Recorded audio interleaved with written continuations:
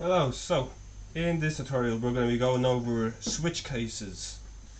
So a switch case is basically a little bit more advanced version of an if and else statement that we learned last episode. So I'll show you how this is an easy concept. So let's say we have an integer named day and it's equal to 1. Let's say we want to know what day it is. Basically that's going to be the example that we're going to be using. So if day is equal to 1, let's say it's the first day, that's Monday. If this is 2, it'll be Tuesday, and so on. So one way of doing it would be, if we use if statements, would be if day is equal to 1, we can print out Monday, and then we can have else statements. So else if day is equal to 2, you can print out that it is Tuesday. This is fine, but we can simplify it. So this is where the switch case comes in. So we're going to put in switch. We're going to type SwitchCases, switch day. So, and then obviously we need to, So we are creating a switch statement here, and we're going to pass in day, as that's the data that we need to be using. And now we need to set up cases. So let's set up the first one. So all we have to do is do case 1 and this. What this means is, if day, in case day is equal to 1, we do this code here. So we can print out Monday, like that. And then we can also do, so then next case will be case 2, we'll do Tuesday. So you can see this way it's better than doing it the other way.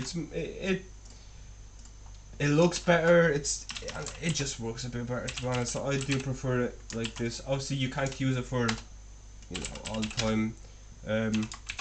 If statements are also important, so it's not like you can just use this and not use if statements.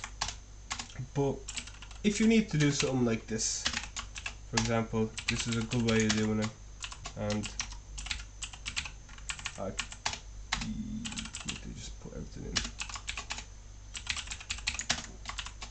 So I hope everyone can see what is happening here, but I will explain it now. So in case day is equal to 1, we will print out this. You can see this is more condensed than the if else statements. Then obviously if day is equal to 2, we'll print out Tuesday, 3, and so on. So we'll see what happens here. You can see that everything gets printed out.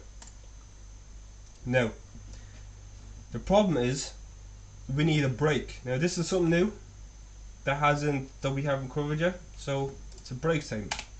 So after each one we need to break. What this happens is, when it reaches this point, it will break out of the switch statement. So it won't go on to the next line. So I can show you if we run this. See, Monday, boom. So what happens is, in case day is equal to 1, so it will go into here, it will print out Monday, and then it will reach this. Because it reaches this, it will break, meaning it will break out and it will not continue on with the operation that it had. So that's what that means. Now let's say, obviously it'd be useful if you have all of these everywhere here, because we do need to break out all of them. It's not, we can't just break out all of them, obviously.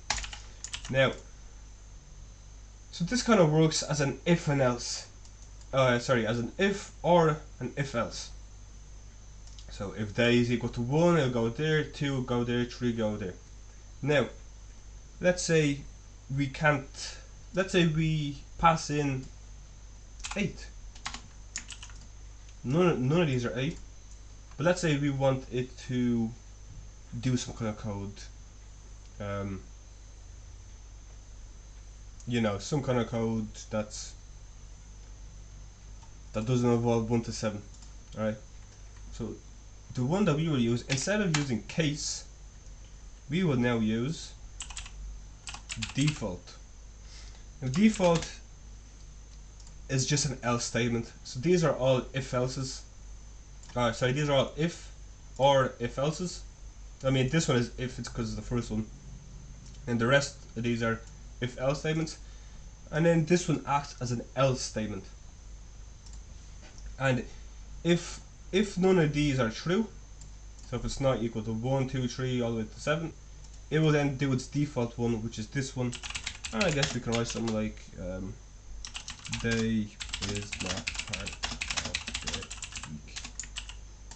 And now we have day says 8. It's none of these days, so when we print it out, you can see day is not part of the week. And that's basically switch statements. It's a very useful way to do it. It's not, if you had an option between using if, if, else if, and else, usually people will go with that. Switch statements aren't used as much. They are still used, but it's more popular to use if and if else. But it's still very good. Like me personally, I don't really use switch cases too much. I do sometimes, but majority of the time I'll use an if or an if else or an else.